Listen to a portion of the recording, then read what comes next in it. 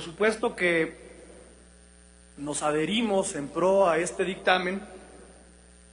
al que sí se está discutiendo y no al que quien me antecedió en el uso de la tribuna se refirió. Y además, utilizando las palabras del propio Holder, que hoy compareció ante la Cámara de Representantes de los Estados Unidos, diría que en este tema tenemos que ir mucho más allá del cínico juego político que existe en ese Congreso, pero que por lo que veo aquí también, porque se han dicho mentiras, porque se ha venido a decir a esta tribuna que hay documentos donde el gobierno mexicano avaló y prácticamente promovió el Rápido y Furioso, y eso es falso de toda falsedad. Esa es una mentira. Y también se ha dicho que Holder en los Estados Unidos hoy, en su comparecencia, reconoció que eso fuera cierto, y eso bajo ningún contexto sucedió en esa comparecencia. Por el contrario, desde luego que Holder dijo que condenaba el asunto de Rápido y Furioso, que por cierto vino después de toda una investigación que sigue en curso y que desde luego condenamos. Tendríamos que estar locos para no condenar lo que sucede con ese tipo de operativos. Pero eso no quiere decir que reconozcamos que sucedieron avalados por el gobierno federal, porque eso es falso. Lo ha dicho nuestro embajador en el Reino Unido, el exprocurador Medina Mora, que bajo ninguna circunstancia conoció y que mucho menos autorizó ese programa de Rápido y Furioso. Y desde luego que presentaremos para la próxima sesión de este Senado, con toda seriedad, pues una propuesta de un acuerdo de este Senado respecto a lo que hoy sucedió en esta comparecencia en la Cámara de Representantes en Washington, y nuestra posición firme y nuestra posición nacionalista de recriminar y de rechazar este tipo de programas y desde luego condenarlo. Pero eso será harina de otro costal, y me parece que tenemos nosotros la obligación de tratar este tipo de temas con toda seriedad.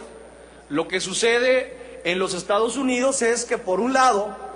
los representantes de ese país piden una averiguación, que todo va a terminar al principio, a la causa y al origen de que sucedan ese tipo de circunstancias del tráfico ilegal, que no hay control de armas en los Estados Unidos porque se quitó desde hace unos años la prohibición, o el control que había a través del Weapon Act, porque no tiene las agencias especializadas de control de armas y tabaco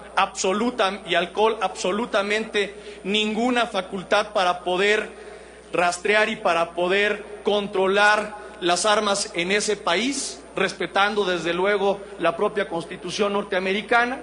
y que finalmente las armas no solamente están llegando a nuestro país, que es la parte que por supuesto nos importa, sino que están llegando también a otros países y que están generando daños irreversibles que van desde luego los norteamericanos a cargar en su conciencia y en su historia para toda la vida.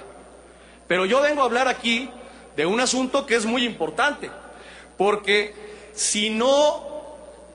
apoyamos a quienes este Senado ha ratificado en sus cargos consulares para que tengan la suficiente fuerza para poder defender y promover los derechos. Permite un segundo. Bueno, continúe.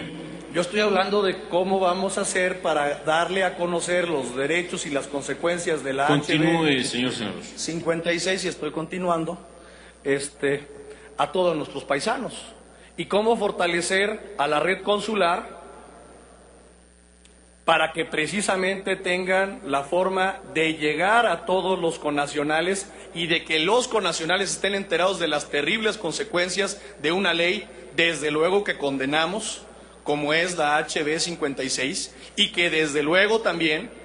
respaldamos a la Canciller y a la Secretaría de Relaciones Exteriores y al Gobierno Federal en cuanto a lo que está haciendo en la figura de amigos de la Corte, precisamente para impugnar este tipo de leyes, que yo estoy convencido que en su momento la Suprema Corte de Justicia de los Estados Unidos rechazará una serie de elementos de este tipo de leyes que son anticonstitucionales en este país, y vamos a poder cesar esa terrible beligerancia y circunstancias que están pasando en diferentes congresos, que por un asunto electorero y de cinismo político se está sucediendo para ganar votos y para tratar de ganar las elecciones del próximo año a costa de nuestros connacionales, y desde luego en esa parte no podemos más que apoyar a los nuestros, rechazar a este tipo de medidas, pero también fortalecer a nuestra red consular para que puedan actuar de manera pronta y eficiente. Es cuanto, presidente.